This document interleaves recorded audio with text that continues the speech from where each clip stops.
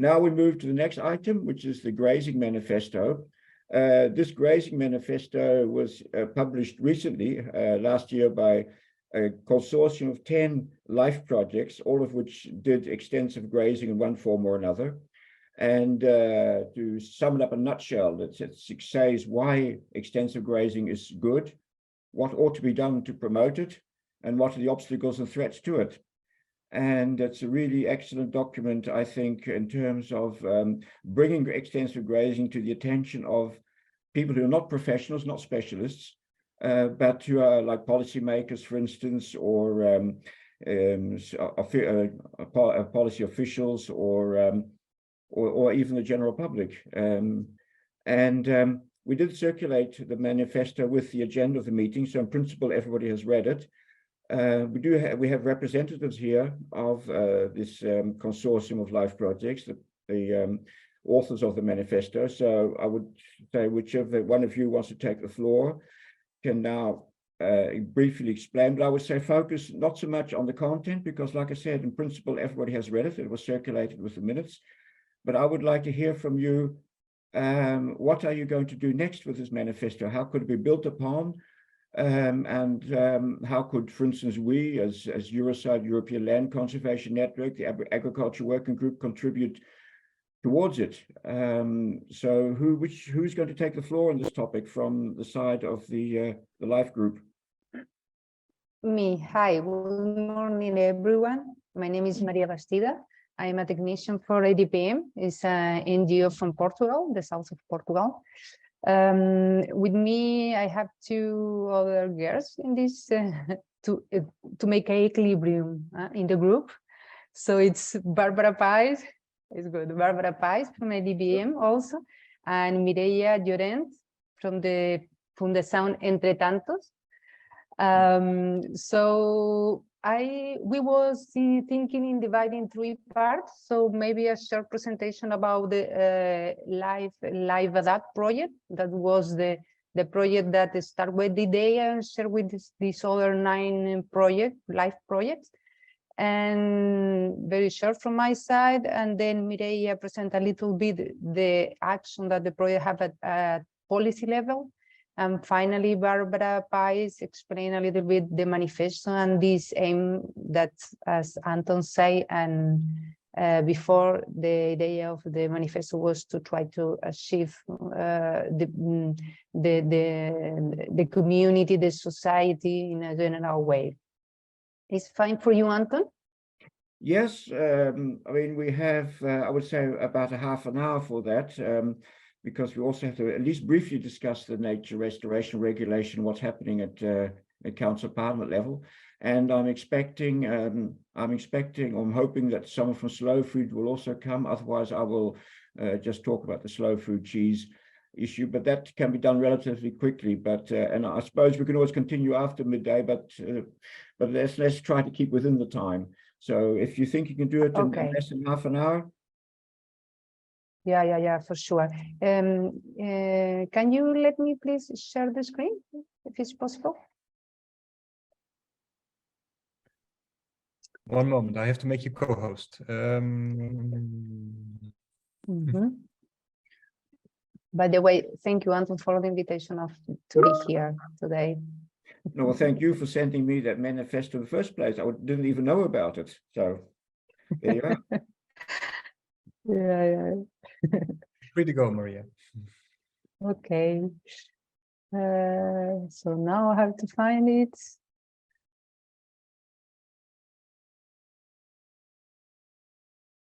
Okay. Can you see? Yeah. Can you remove the toolbar and the stuff at the side? Yeah, that's great. Yeah. Okay. Yeah. So as I said before, everything born with the project Life Adapt. This project focusing extensive livestock in the south of Iberian Peninsula, and the project finished in the last year. We was 8 partners, was coordinated by the University of Cordoba from Spain, and we have partners from Portugal and from France. The main aim of the project was search for alternative and solution for the adaptation of extensive livestock for the new condition of climate change in South Europe. I will not let too much time to explain what is extensive livestock farming, because I think that everyone here know even better than us. So what we started on the project was try to know the common problem and need that the extensive livestock producer and territories of the project had and identify as the main problems. Okay. Then we work into technological solution. This is a water adapt system that try to concentrate the precipitation and make available in good quality and good efficiency also for the cattle. And another solution that was try to reduce the evaporation of the agriculture ponds. We also work in an app that is a Life Smart app that is available, and in two tools that is sustainability calculator and parasite risk calculator also that is also available in the Life project.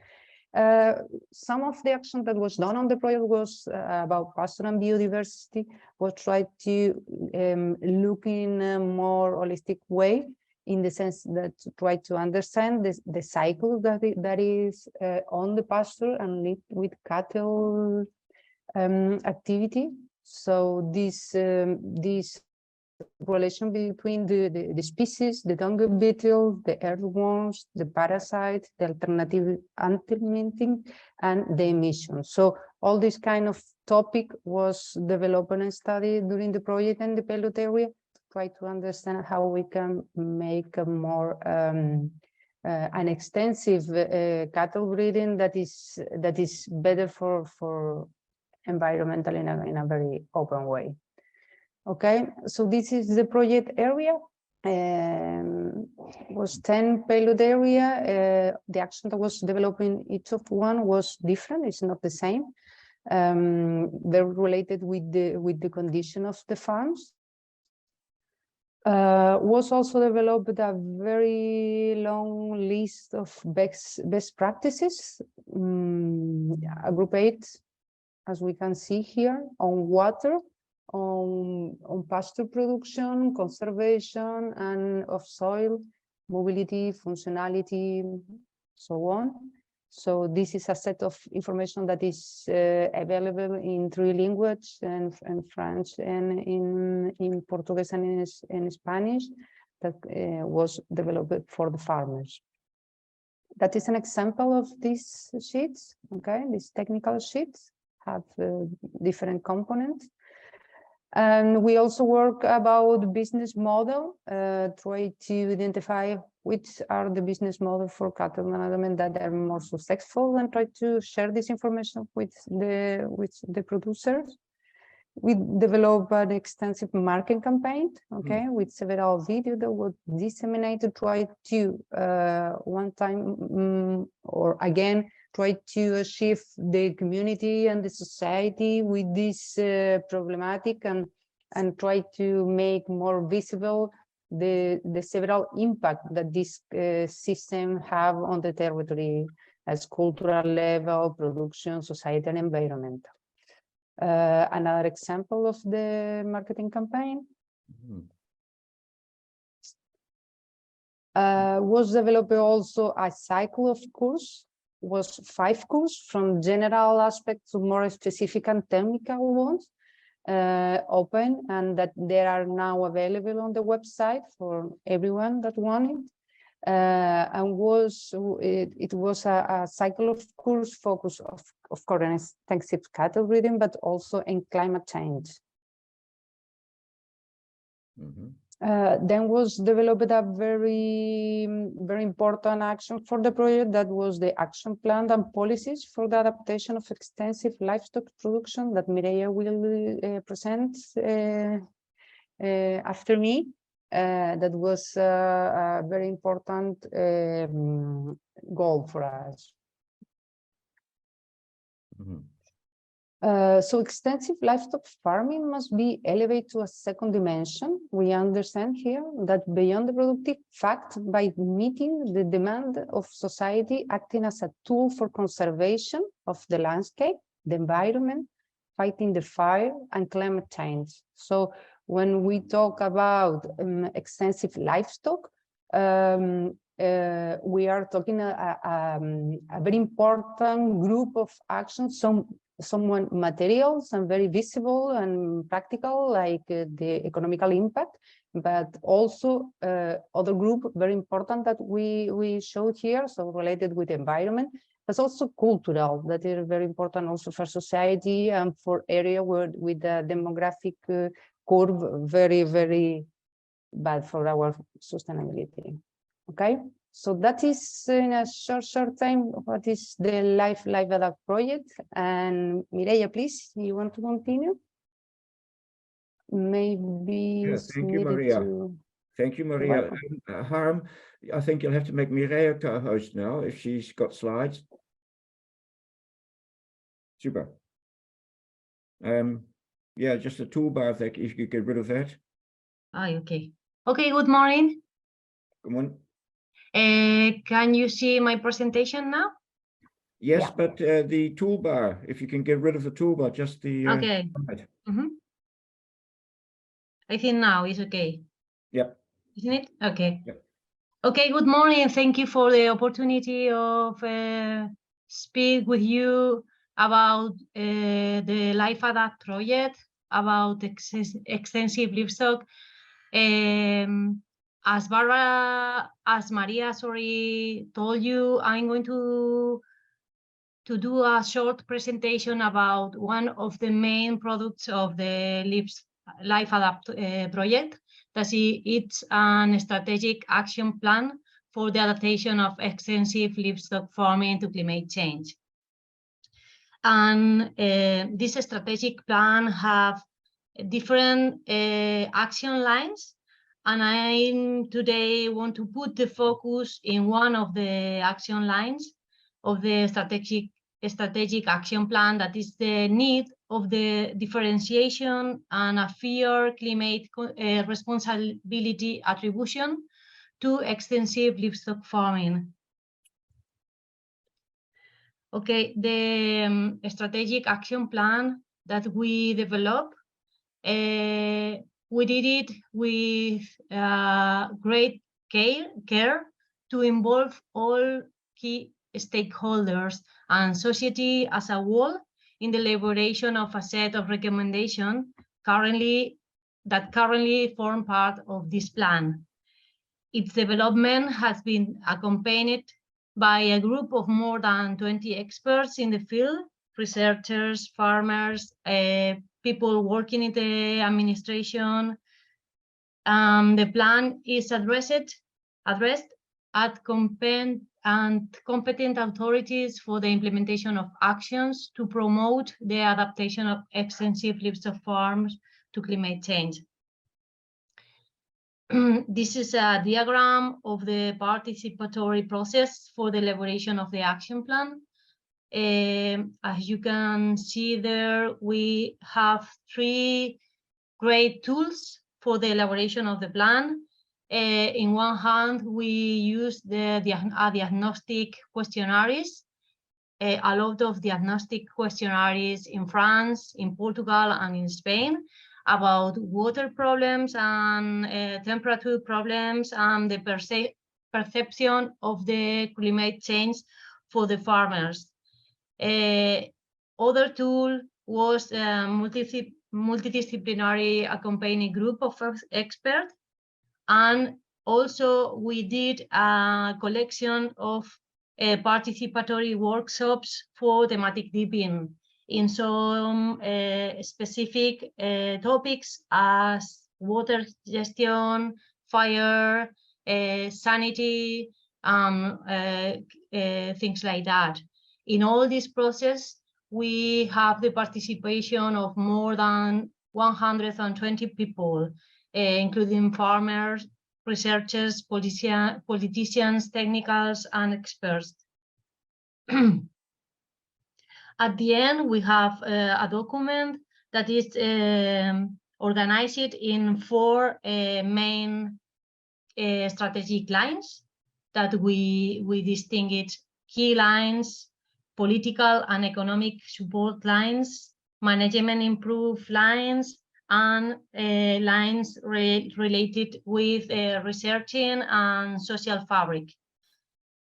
For each of these strategic lines, we have a collection of 13 action measures, and each action measure in the document have this structure: problems, problem description and challenges, objectives, actions, key agents for startup of the action measure, good practices and inspiring experience, and also a collection of key bibliographical reference.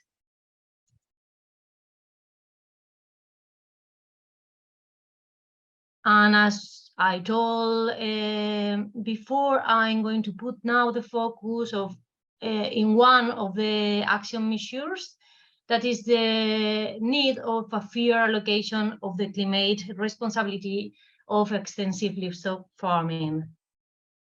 The action plan is now translated in 3 languages. You can find it in Spanish, in Portuguese, and in English. And you can download the document in the website of the Life Adapt project. Okay, about the climate responsibility, nowadays IPCC and other international organizations speak about livestock responsibility around 9 to 14% of greenhouse gases.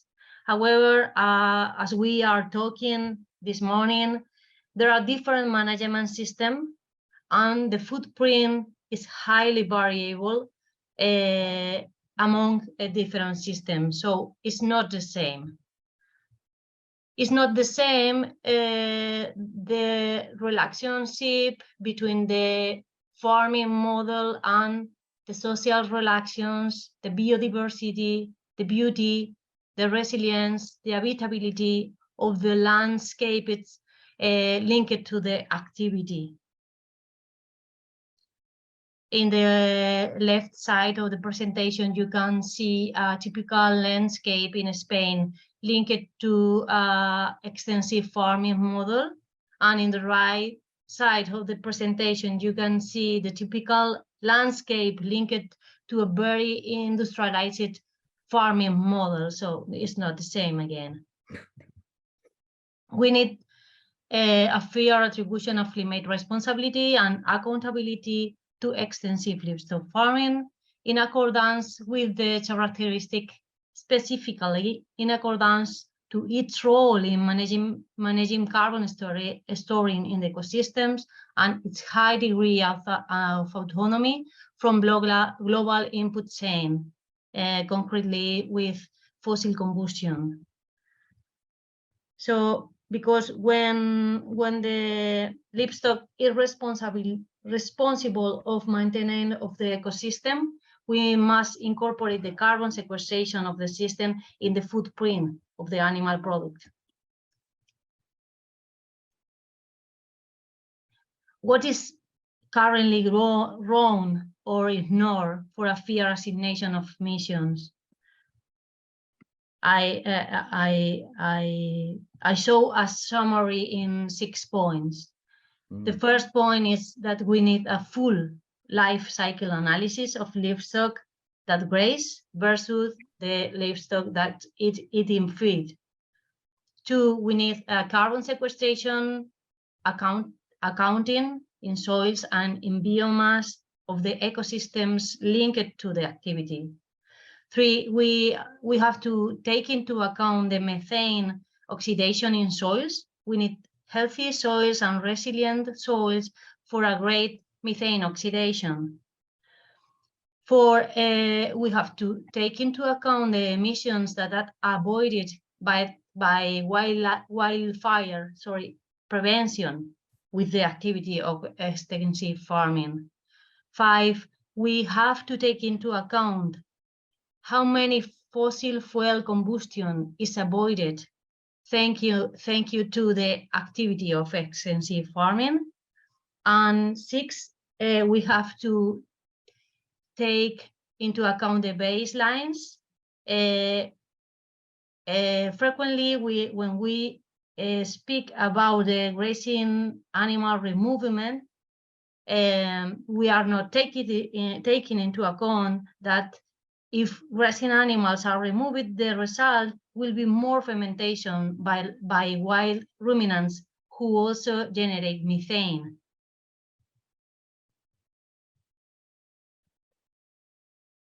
So for the end of this presentation, what we need now for a fair allocation of the climate responsibility. We need the full life cycle analysis of the different livestock management models, take it into account in the institutions. We need a deepen the knowledge of the carbon storage capacity and the methane oxidation capacity of the landscape linked to the grazing activity. We need to incorporate carbon sequestration in carbon footprint calculation tools at both levels, international institutions, and private certifications. And also we need to generate accessible and open regional databases for calculating the content of organic matter in soils and improve the international databases and tools. So thank you very much for your attention, and I'm going to be glad to answer your questions. Right, well, thank you very much. I would certainly have a comment to that straight away, but I think we have another presentation first, don't we, Maria? The manifesto, right? It's Barbara. Yeah, it's Barbara. Barbara, that's right. Okay.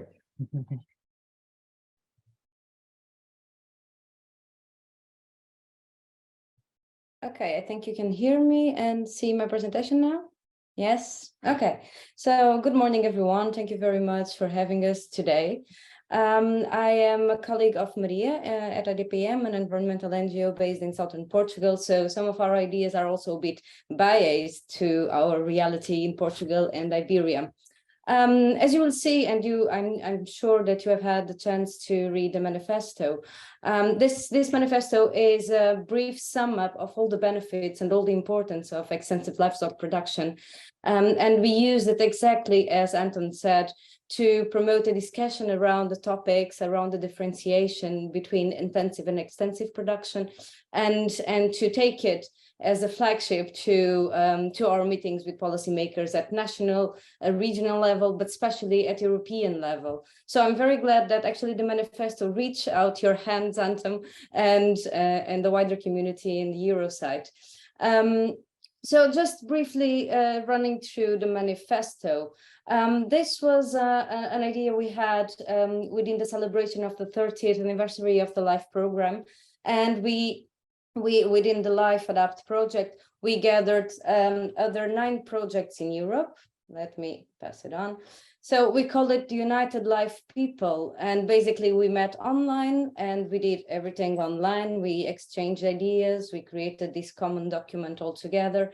And you see some of the faces around, and some of the participatory tools that we have used to sum up the knowledge of all these 10 different projects. And so just to have an idea, many of them were about adaptation to climate change and exploring innovative methods on how to better adapt. For example, the HESAs, which you probably know, it's a very important landscape and ecosystem in Iberia. Also, how to adapt to desertification. This one, for example, how to promote the importance of promoting endemic and native breeds. This one, the importance of having scrublands, which normally with cap attributions, it's normally one of the things that farmers need to remove to be eligible to receive subsidies. So there is an important work also on promoting scrublands, other projects more connected to connectivity and transhumance practice, another ones regarding landscape and fire risk management. So we try to combine the outputs and the innovative methods that all these projects were trying to test and to prove, and we gathered partners from 5 different countries, mainly in the Mediterranean basin. So just to have an overview, an overall idea. So one of the main objectives was, on one hand, to promote the importance of extensive livestock farming and its importance on creating and maintaining high-level biodiverse landscapes with high ecological value, but also the importance of the high quality products it produces, either edible or non-edible, and we'll go there in a minute, but also as a means to face the abandonment that we have all been facing across all areas, productive areas in Europe. These are all print screens from the manifesto, so all this information is there. I won't read it through, but to give you an idea was, on one hand, as I told you, to promote the importance of this practice, but on the other hand, to promote the creation of a strategic action plan that really can promote this practice, and at the EU level especially. Of course, Mireia presented you in a nutshell the strategic action plan that within the project we've produced. This one much more technical, so with a lot of key recommendations, whilst the manifesto was a 10-page, a short resume of all the benefits that we want to be seen and that we want to see recognized.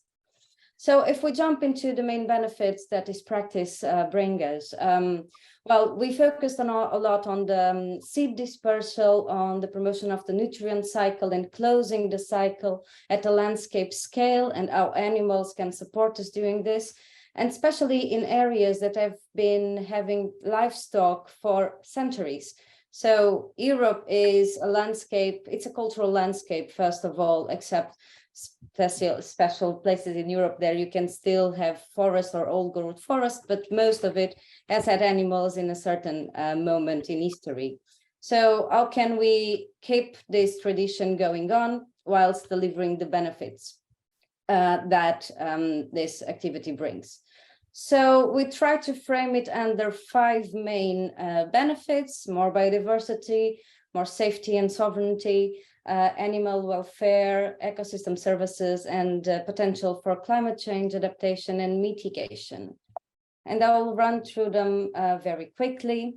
So if we think about biodiversity, this is no news to none of you.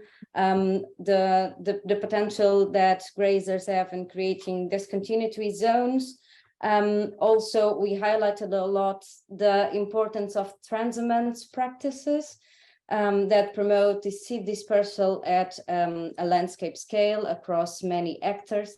And just to give you an idea, this is a map of the Iberian transhumance routes, many of them not being used anymore, although, for example, Fent, my colleague from Fundación Entretantos, Mireia, they are also doing a big work trying to support this practice, not only because of its ecological dimension, but also because of its cultural and sociological implications. Transhumance, I'm sure you are all familiarized with this aspect, but basically is the ability of moving cattle or sheep herds and goat herds to the lowlands to higher lands. For example, in Portugal and in Spain, we have a Mediterranean climate, which means that we have very dry summers, no rainfall, and so pasture lands have no food available. And so animals need to move upwards to higher lands to be able to feed or to graze. Whilst when we don't have this transhumance route, what happens is that producers are highly dependent on external factors to produce. This means a bigger carbon footprint incoming these products from elsewhere and less ecosystem services being delivered. This all adds on to the food safety and sovereignty. You are all aware for sure about this farm to fork strategy that came in 2019 after the Green Deal was out. But what we have identified in the course of this project, especially in the application of the in the implementation of the LIFE project, is that there are many barriers for us to implement short supply chains. For instance, I can give you an idea. If I live in a rural place myself in southern Portugal, if I want to buy lamb from one of my producers that produce those sheep like 15 kilometers away from me, I'm not able to do it directly because there are no slaughterhouses nearby, which means that these sheep need to travel 100 kilometers at least back and forth, and then I'm able to buy it. So this totally hinders the possibility of implementing these sorts of supply chains that we are so desperate to have. Okay, so there are many small details that actually prevent us to fully deliver a complete cycle based on a sustainable and local-based production.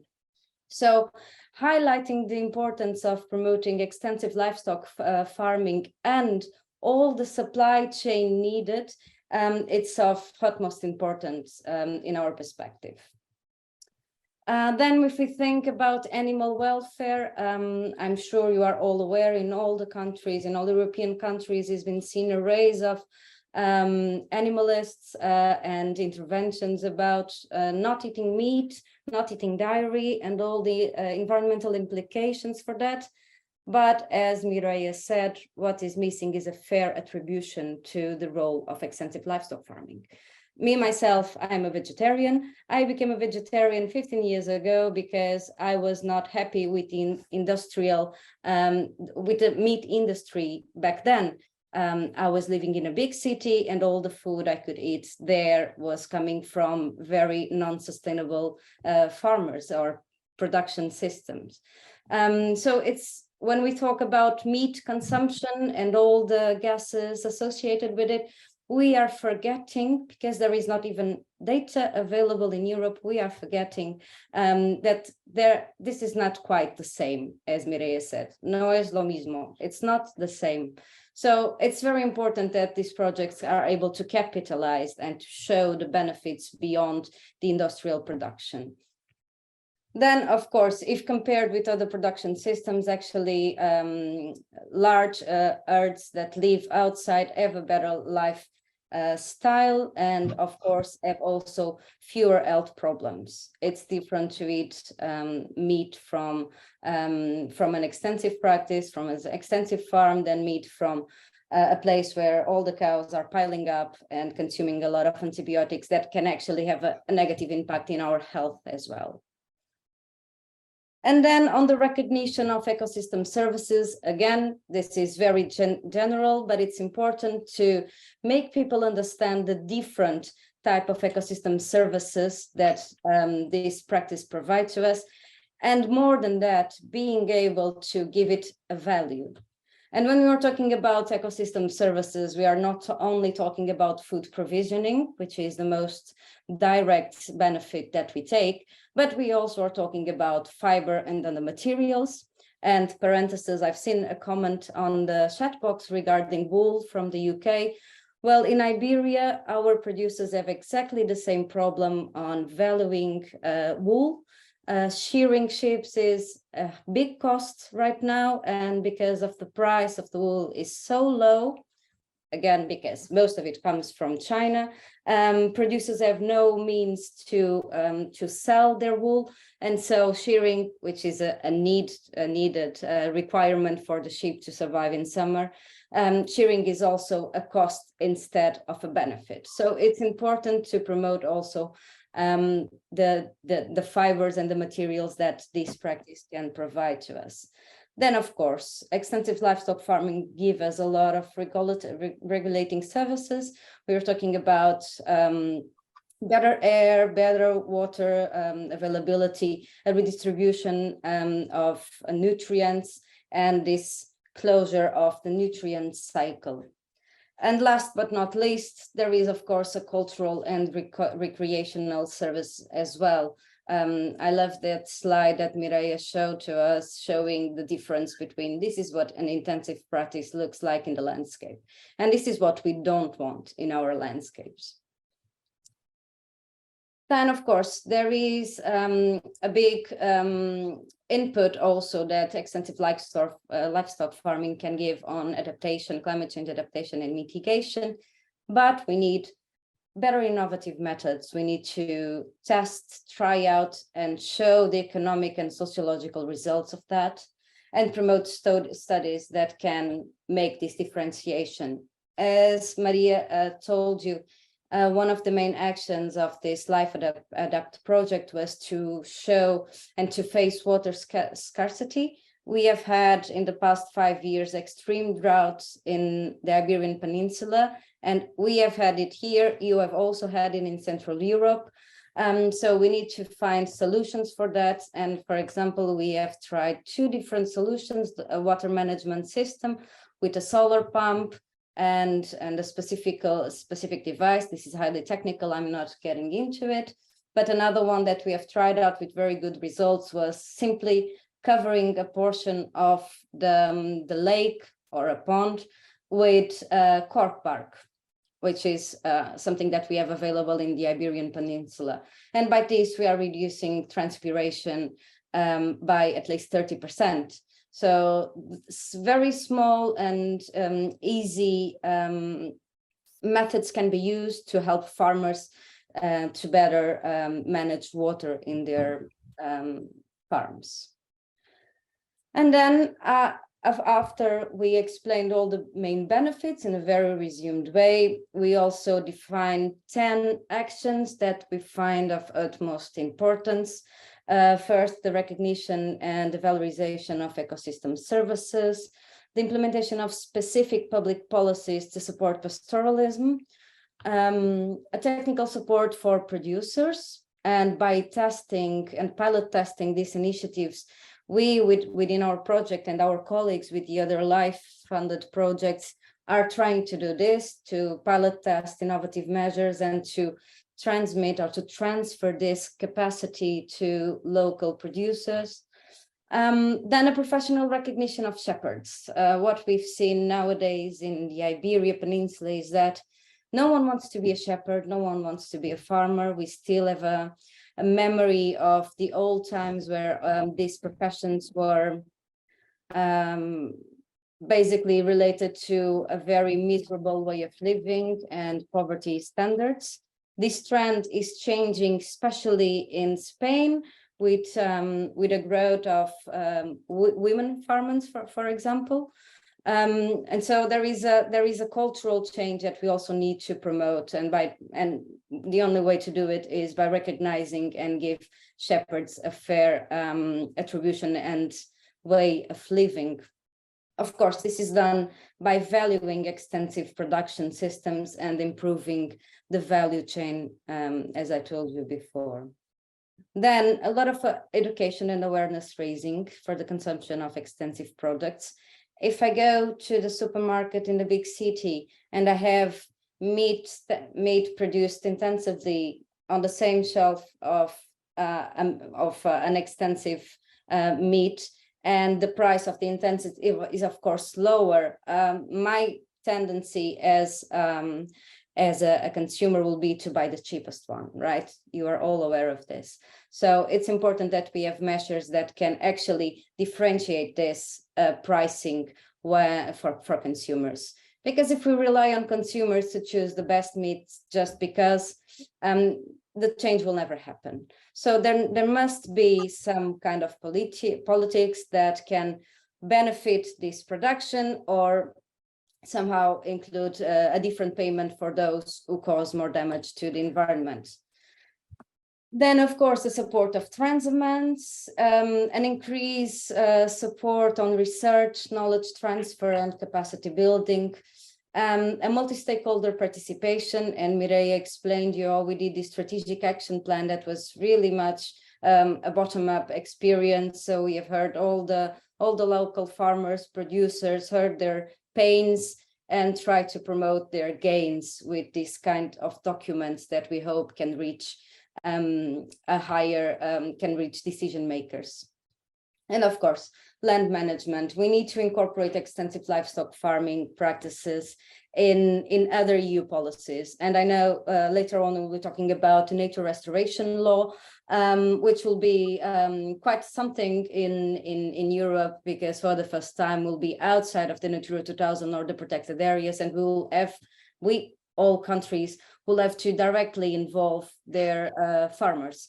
So there is a lot of opportunities to incorporate extensive livestock farming within these practices or with these legislation proposals. So basically what we have tried to do with this manifesto so far was to promote the benefits of extensive livestock farming to a wider community.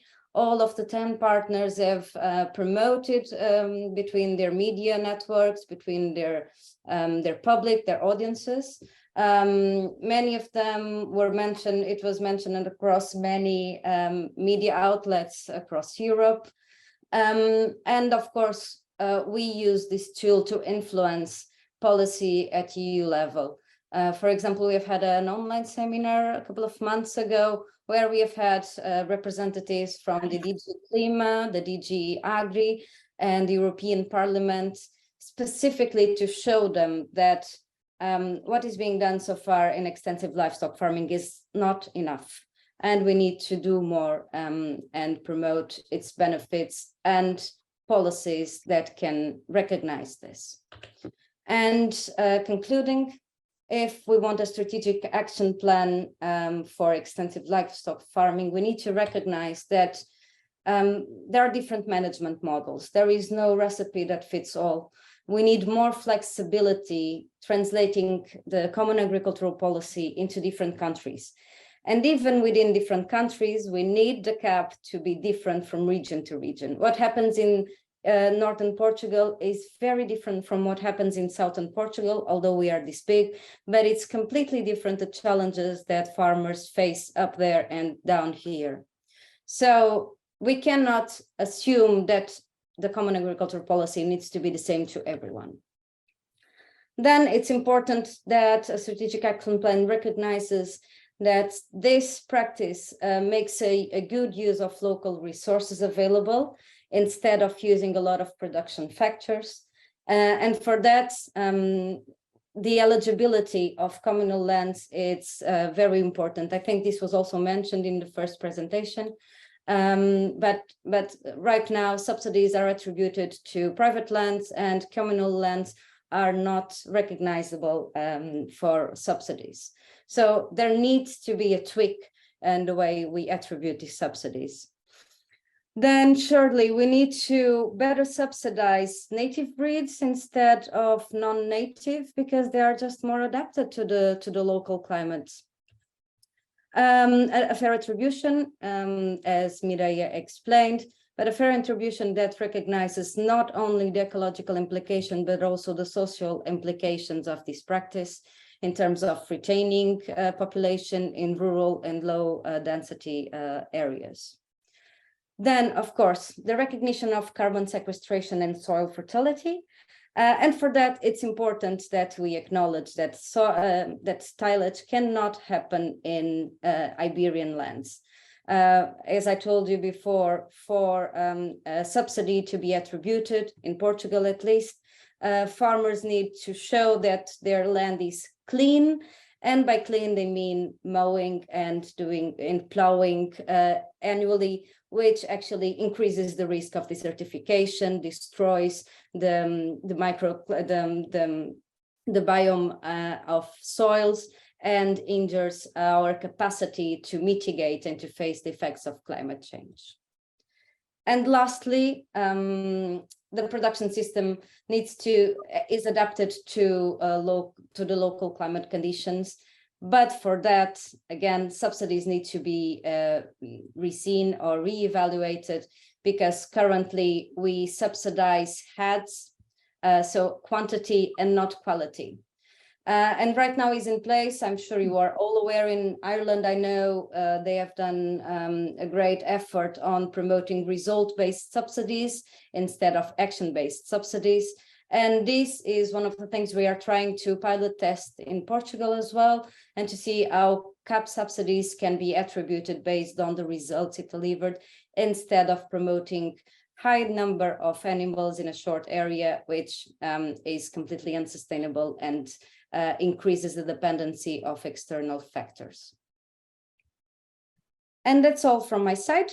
Thank you very much, and I'm ready for any questions you might have. Right. Well, thank you, all of you. Well, I must say that I'm particularly taken with what Mireia said about fair attribution. I've already been annoyed quite a while that there's too much blanket depicting of meat and dairy production as bad and negative and for the planet, whereas there is a real difference between extensive systems and intensive systems, and that should be pointed out.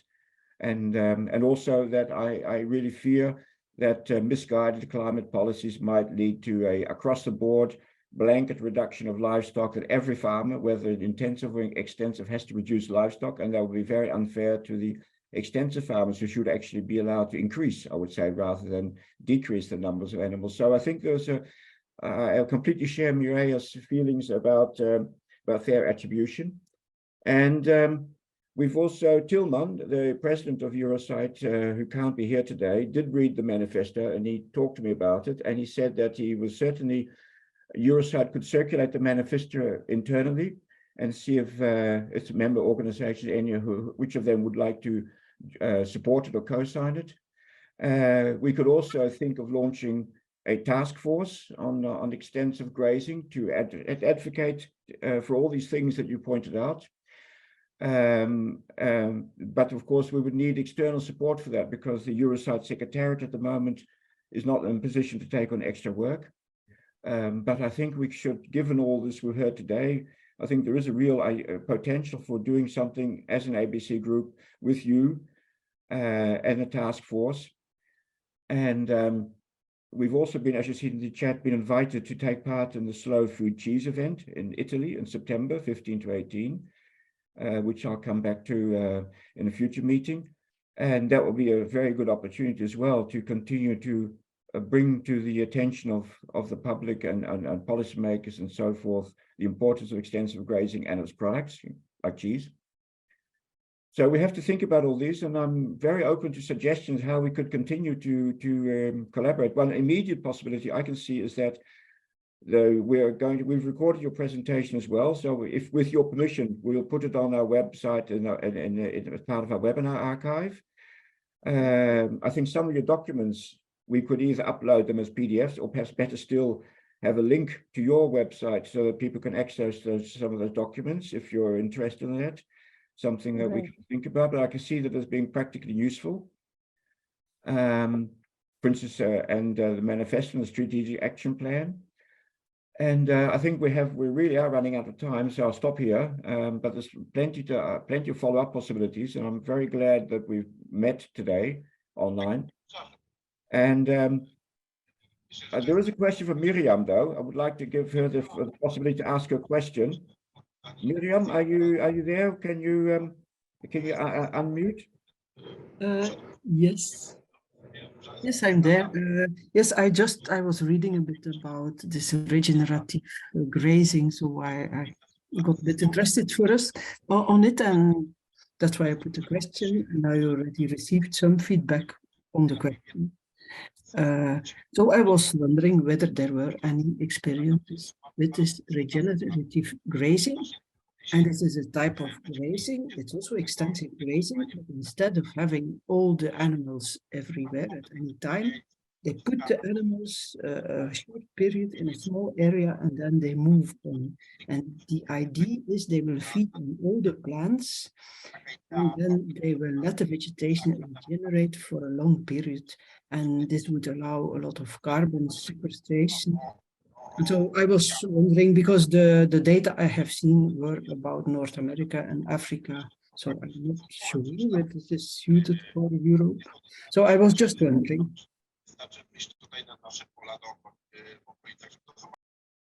Okay. I don't know. I'm write the email, our contact email on the chat. As we don't have too much time, I don't want to go further the message, but I copy all the information that you share on the chat. Thank you very much to everyone to this interesting conversation. We are fully available for any contact that you want to make on the future. Try to go further. And another opportunity, like Slow Food was said here, Burger also expressed on the chat. So please feel free to contact us. Yeah, Yes. just a short comment on what Miriam said. Well, regenerative practices are also being pilot tested in this area where we live, at least.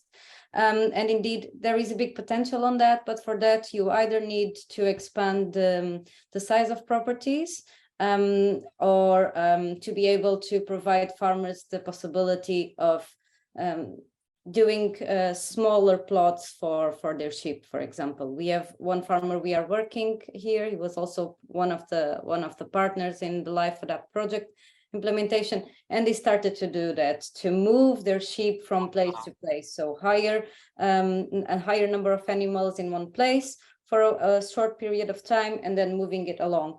And results are already being seen. So we can also further send you more information about it, but it's definitely a practice that has something there, which actually is based on the idea of the normal transhumance or the normal dispersal behavior of mammals, of big herbivores.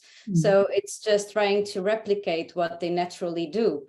What happened with evolution of our production system is then, instead of allowing this dispersal, we just put them all in one place and let it graze for long periods of time. So it's actually a very good practice that is showing already some results, Miriam, also in Europe. Good. Thank you. Thank you. Now, okay, we are running over time, but I want to do two more things. We have Michaela Lenta, who's joined us from Slow Food, so I want to give her the opportunity to speak to us about her invitation. And I also, if we would like to have a quick, at the very end, have a quick update about the nature restoration regulation, where it actually is at this moment, the European Parliament and European Commission, and what we could possibly do to put forward our views on it.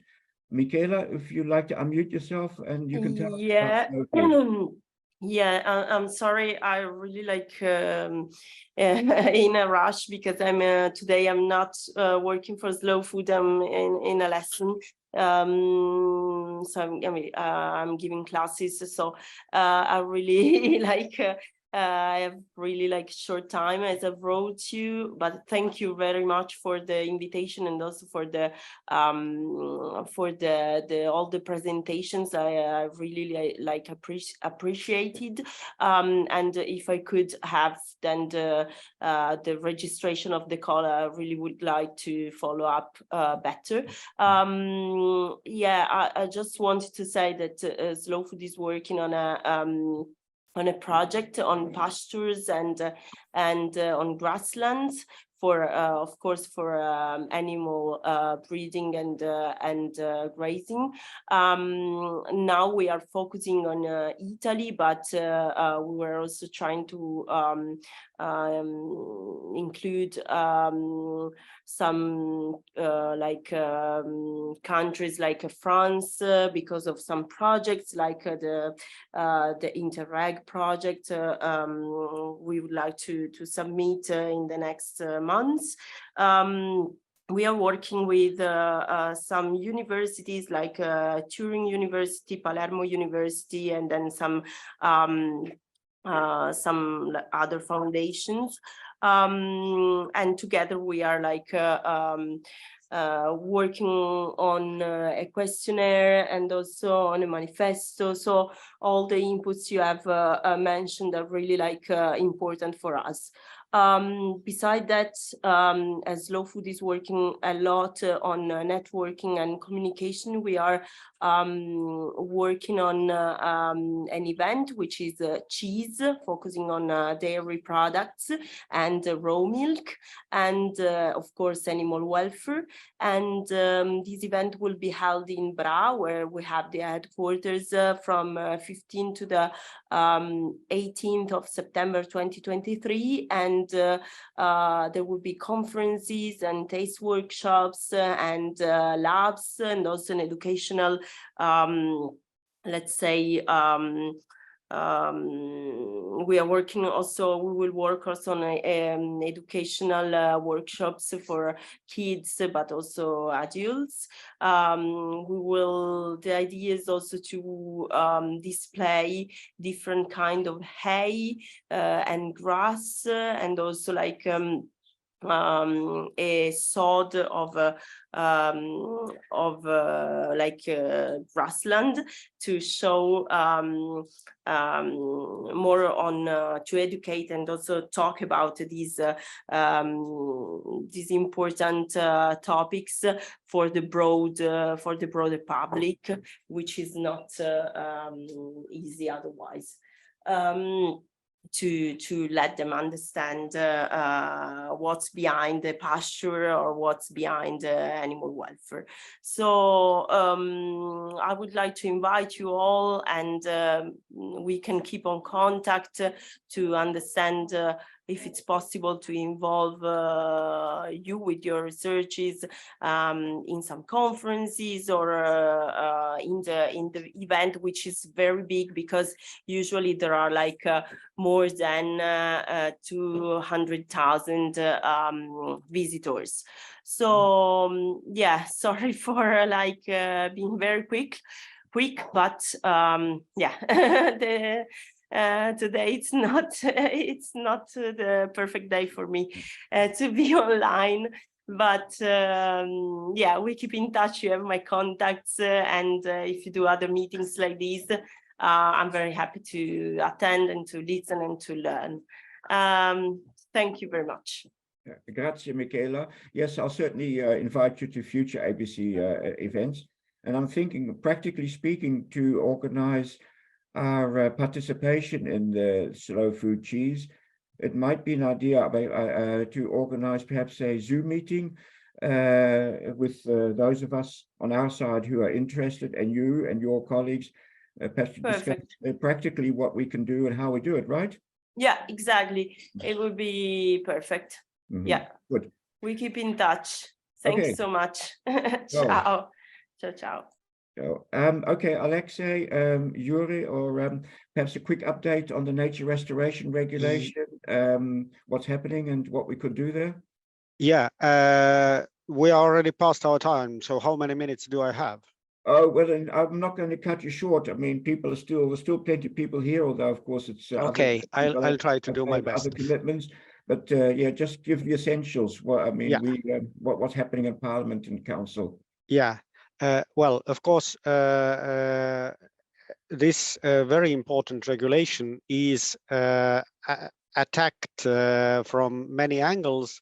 So it is very important that we, with our message, will not be somehow mixed up with those who attack the proposed regulation because it is ambitious. Actually, it could be more ambitious, and there are some good amendments proposed also in the Parliament. But now we'll focus on this hell of a detail that is very dangerous for extensive grazing, and that is the proposed ban on grazing or haymaking from the landscape features in the agricultural land that under this regulation. at this stage, one of more than 2,000 amendments that are proposed in the Parliament, in the Committee for Environment, COMENVI. One directly addresses this. It is an amendment proposed by German Green, Jutta Paulus, who proposes to amend the annex, because this is hidden in the annex, this ban, not in the regulation itself. And she proposes to amend the annex so that it will ban only intensive grazing with more than 1.4 livestock units per hectare. So it will allow sustainable levels of grazing. Regrettably, she doesn't address the possibility of late cutting for hay. That could be also beneficial for biodiversity, but at least she addresses one of them, probably the key shortcoming of this. So it is that is the only amendment proposed for this precise point at this annex. As I said, it is from a green MAP, so it is one of the ways also to see that this is not about diluting the regulation, even though maybe some in the Commission will see it that way, because it looks like, if you look at this in a superficial way, but actually it's about making it more targeted. But as I said, the problem is that there are very many amendments. Out of these more than 2,000 amendments, more than half are actually trying to dilute one of the many articles of the proposed regulation, and there is even a proposal to repeal the regulation. It will not fly, of course, but it still reflects some mood in the Parliament. So it is a very complicated struggle to make ourselves clear, to contact our MAPs, to explain to them that this is not about diluting. So it mostly makes sense to contact the friendly MAPs. And I think it is possible to use the proposed manifesto also as part of the advocacy work to explain why it is important to allow this grazing in these features. And also it is important to know that this cannot be mixed up with another important provision that is about semi-natural habitats under Natura 2000, under the annex to Habitats Directive, that is also an annex to this new regulation, precisely because these small grassy strips that are in the agricultural landscape, they are not Habitat Directive habitats. So when we talk about large pastures, that falls under the Article 4, that is about these habitats. But the small strips, they directly fall under Article 9, that is of agricultural landscape. But overall, we should stress that we support the regulation overall, and it should not be diluted. That is part of our communication. Then in the Council, I am aware only about my own country, Estonia, making it clear that we very much support the regulation, but that this grazing issue should be addressed, that this is not a good way to protect the blanket ban on grazing is not a good way to protect the landscape features, even though the landscape features, of course, are very important and need protection. And I have been informed that Sweden has been sympathetic to it, but we don't know as yet. Now they are the chair, the presidency, and as presidency they must be very neutral. So, but we don't know how the Swedish presidency will proceed with this proposed amendment. So again, I think advocacy should be not only to MAPs, but also to our national administrations, so that in the Council this amendment will pass. And that's it. If we, because we really don't have more time to, but I think I said the main issue, how we are, where we are. Thanks. Okay, thanks.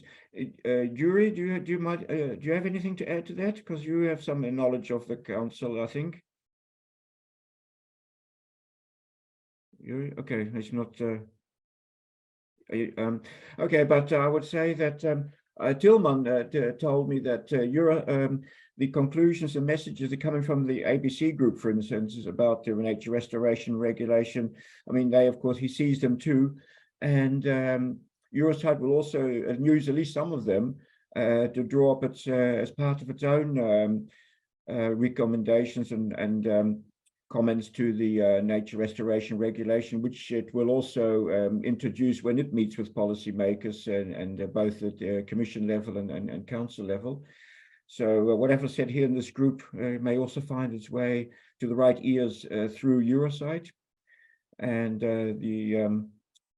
so that's also good, but it's and there are more issues besides the grazing issue that Alexei pointed out that could also be commented on in the nature restoration regulation, but that's for another time. Yeah, but I would agree with Alexei. The real key issue now is to talk to MEPs, because now the rapporteur is writing a report. The amendments are coming in. They're looking at amendments, and now's the time to try to influence in one way or the other. This is the time to talk to MEPs, and don't forget your own national governments, because the council is at least as important as the parliament, and so you should lobby them as well when you have the opportunity. And then and maybe we can come back to this at the next meeting at ABC as a fixed agenda item, maybe at the beginning of the meeting, to say, okay, what's the latest news on the nature restoration regulation, and each contributes, and that way we keep each other informed of what's going on and what we could do. Okay, I think we were definitely over time, but it was worth it. I think it was a great meeting, very interesting. I'll try and get these minutes out as quickly as I can. We will also keep the presentations, and if you agree, Maria and colleagues, we will also put your you agree that we put your presentations in a webinar archive? Good. Of course. Fine. And So we will share them, okay? Yeah, excellent. Good. Okay, then I hope to see you all at the next ABC meeting, which will be dedicated to another topic, but we also have, of course, a grazing study tour, and we will be back with a dedicated meeting to grazing sometime again this year, that's for sure. And and we will also stay in touch about the manifesto and about the slow food cheese and about the other things. I will we'll do that more on a bilateral level. And I hope to see you all again very soon. And thanks to all of you for attending, and thanks for these great presentations and a really good discussion. I mean, looking at the chat, wow, it's and again, we are looking at a physical meeting in November in France, which is very central, so that's good for travel. Where it might be, if you could all come there, it'd be great to have a physical meeting for a change instead of only seeing each other online. Because that physical meeting of Eurosite in November will be one of the things that we want to do there is agriculture, nature-friendly farming. We want to make it one of the main themes of the meeting, and so that includes, of course, extensive grazing. And the idea is to try and bring people together there physically to meet and to exchange views for during a couple of days. So that's something to perhaps already kind of save the date in your diaries. Okay, thanks a lot, and have a nice day. Hi, you too. Bye-bye. A good week. Bye. Bye. Thank you. Bye. Thank